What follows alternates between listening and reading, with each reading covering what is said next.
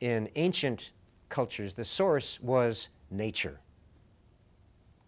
And the animals and plants that came from nature, that the tribe, that the community lived on, the deer, the buffalo, the corn, the wheat, these were direct embodiments of nature. And therefore all these ceremonies sprung up around these plants and animals as the way of giving thanks and praise to nature for providing this sustenance.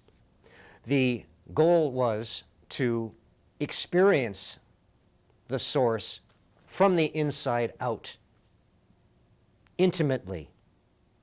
This is why the shaman put on that bloody skin of the deer or the bloody skin of the buffalo.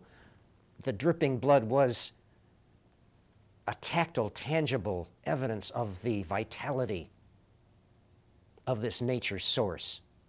Joseph Campbell was having a discussion with one of these academics who didn't quite understand what Campbell was trying to describe when he was talking about a metaphor. So finally Campbell asked this academic, well, you give me an example of a metaphor. And the academic says, well, okay, this runner, he runs like the wind. And Campbell said, no, a metaphor is, I am the wind. So for the shaman and the members of these ancient communities doing the dances, wrapping themselves in the animal skin, inhaling the smoke and losing themselves in the smoke of the tobacco, the sacred pipe. They were not like the buffalo. They were not like the smoke. They were not like the deer. I am the deer. I am nature. I am the source. Union.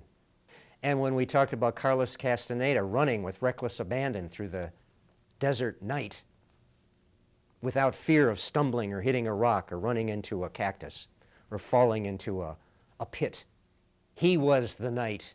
He was the desert night. He was the source in the same way. And in the same way that we run through the hour of the shaman with reckless abandon and channel this source energy boldly. We are not like the source. We are the source. And we are that experience of the source.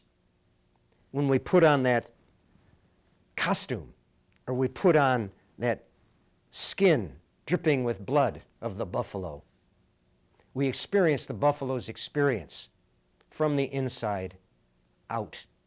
And from this intimate inside-out experience of the source, from this union, we have the power and the authority to alter the source. And this is how the rainmaker in the days of old could make rain. And the healers with their herbal remedies were the source to alter this, what seemed like a terminal illness. They could alter the course of nature through this union with the healing power of the source.